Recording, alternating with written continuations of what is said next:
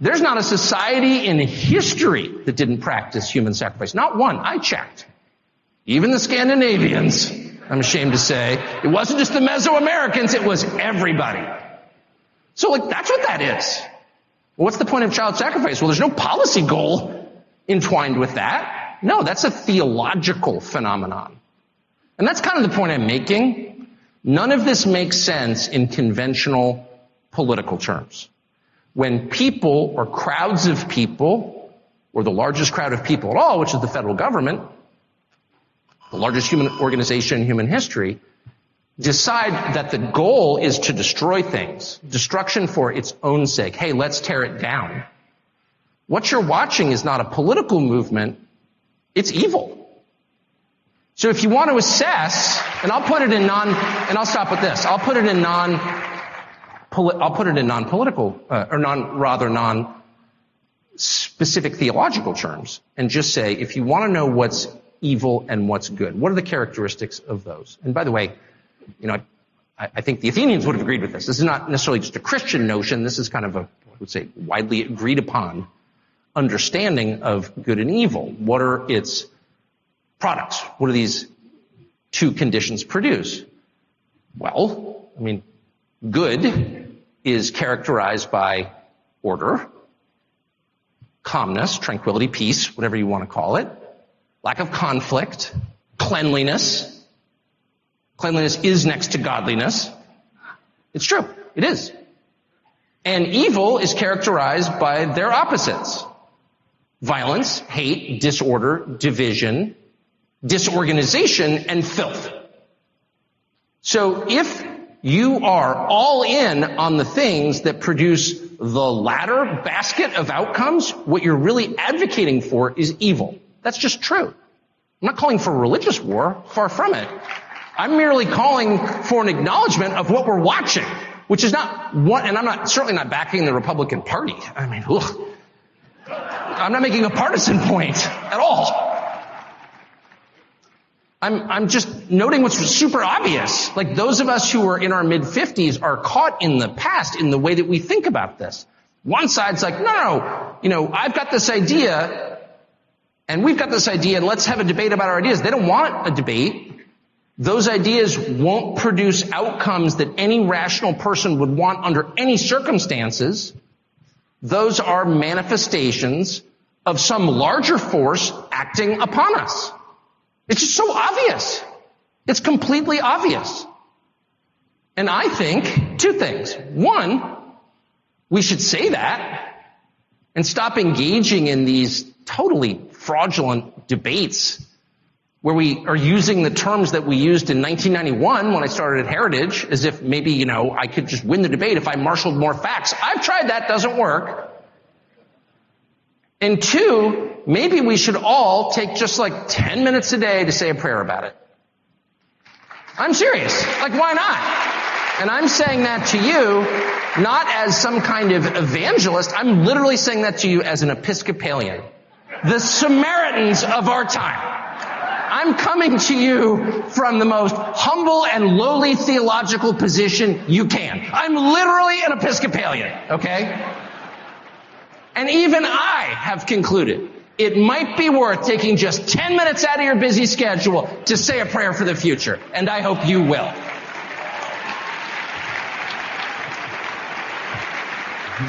Good job. Thank you.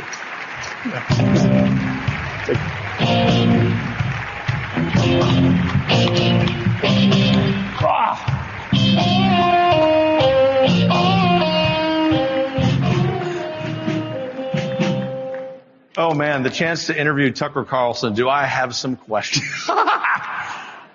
But because you made your first point 7 times, we only have a few minutes. Well, that's kind of a signature move for me. Yeah. Must be the elitist in you. Well, there's a lot of that still. We've got time for 2 questions. Great. But all seriousness, Tucker, thank you. What a great message. Oh, well, thank you. Yep. It was heartfelt. Things go south at Fox News, there's always a job for you at Heritage. Well, you've saved me before. So thank you. We do that for a lot of people very happily. We're not called America's Outpost for nothing. Yeah, think about that. First question, all kidding and sarcasm aside. What do you think over the last 10 or 20 years, whatever timeline you think is appropriate, has changed the most? That is, and I mean that socially and culturally. I don't mean that politically, although you can go there if you want. That has affected everyday Americans' lives. The lack of information. This is so name droppy, but I can't resist because it's the elitist in you. No, I know it must be. No, I was actually interviewed Elon Musk this week, and he there said you go. So I know. I was talking to Elon Musk, Elon and I, smoking a cigar on his G4, and he turns to me and he says, "You know, Tuck." He calls me Tuck. No, I interviewed him for work, obviously, and he had such a wonderful line, and he said, "The most likely outcome is the most ironic outcome." And I thought, boy, that's actually I would argue that's a Christian precept, actually. You know, it's kind of the Beatitudes, you know, the first shall be last. And the opposite of what you think is going to happen happens. And so often, and so the internet, the core promise of the internet was as much information as we've ever had at your fingertips. And the result has been a centralization of information. This is deliberate, needless to say, but unnoticed by most people, that results in more controlled information than we could even have imagined 20 years ago. So a lot of information just is not available. I mean, because it's digital and it's controlled by a small number of companies, the polling suggests that a lot of Americans, I don't mean like hundreds, I mean hundreds of millions of Americans, have no idea what's going on. They don't know the facts about certain things. And it's not just because they're dumb or they're distracted on their iPhones. The whole point of the iPhone was to inform you. And the net effect has been to make people completely ignorant of the actual facts, like the non-disputed facts about a lot of different things. And you saw this certainly during COVID. So that challenges the idea of democracy, which, you know, rests on the notion of an informed voting public, of a citizenry. And we don't have that. And that really, I never would have expected that at all. And the last thing I'll say is don't throw away your hard copy books, because they are the repository, the enduring repository that cannot be, and I'm dead serious, and I don't mean to, I'm not going to tell you to buy golden ammo, though obviously you should think about it. But definitely don't throw away your books, because they can't be disappeared, because they exist physically. And I would say a corollary to that is don't throw away your relationships with other people, because they can't be disappeared either. The material, the physical, things that you can smell, those are the things that you can trust. Your spouse, your dogs, your children, especially your dogs, but, you know, your actual friendships, your college roommates, people in person. As the world becomes more digitized and people live in this kind of, this realm that's disconnected from physical reality, I think the only way to stay sane is to cling more tightly to the things that you can smell. And I've really gotten to the point where if I can't smell it, I'm not dealing with it. And I mean that. And that includes books. Anyway, that's what's changed. Books, relationships, and ammo. Tucker Carlson's Guide to the Universe. Yes. That is awesome. Well, we've got 46 seconds. Okay. This one. And it's tight because we have two real treats, even after you. I talk too much, and my apologies. No, don't apologize. All great. I knew you were going to talk more than you said you would. Every time. Ask my wife. And now we're down to 28 seconds.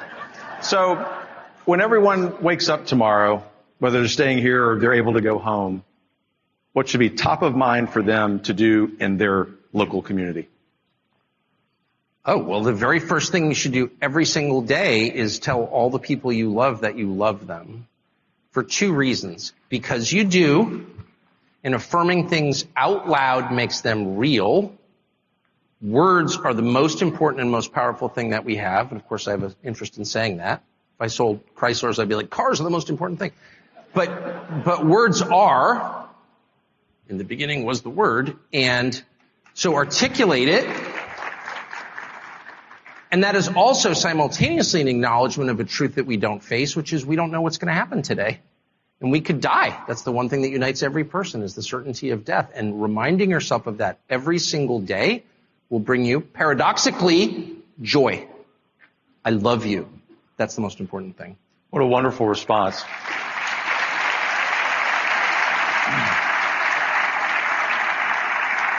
In a lot of ways, that's a fitting way, not for just you and me to conclude our brief conversation. Sorry. You're never going to live that one down. Yeah, well. But in a lot of ways, also a good way for us to conclude this gathering before some additional entertainment. And so I will ask all of you to join me in thanking Tucker Carlson for being here tonight and for what you do. Thank you. God bless you. Thank you. You bet. Thank you.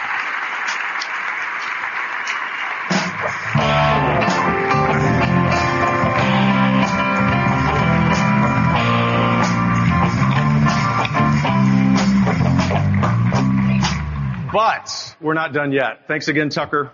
So in a few moments, just a few moments, my friend and colleague Genevieve Wood will be here and tell you a little bit more about what we're going to do. But I wanted to leave you with one thought. Of course, I've told you sort of two thoughts. I'll be abusive like Tucker was.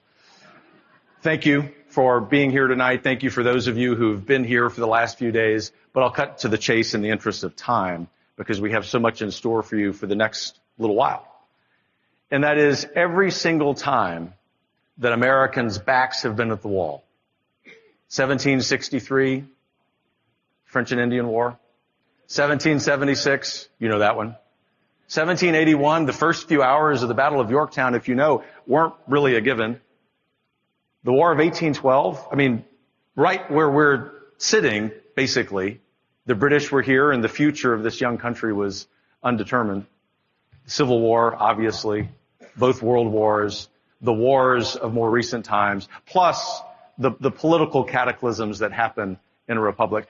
Every single time, no exceptions, people thought it could never be worse. People despaired. People were despondent because of human nature. And yet there's something about the American spirit, represented best by that flag, that ought to tonight and every night, instill in us a hopefulness about the future. Not just a perseverance, not just the great cardinal virtue of fortitude, which is kind of quintessentially American, but a hopefulness that as we fight, as we charge hills, as we bear the burdens we have, that we always know for the United States of America, bestowed with so many virtues as a society by our Creator, there's always more. Thank you for celebrating 50 years with the Heritage Foundation, and don't you ever doubt that when the chips are down, we're going to be there charging the hill with you. God bless you.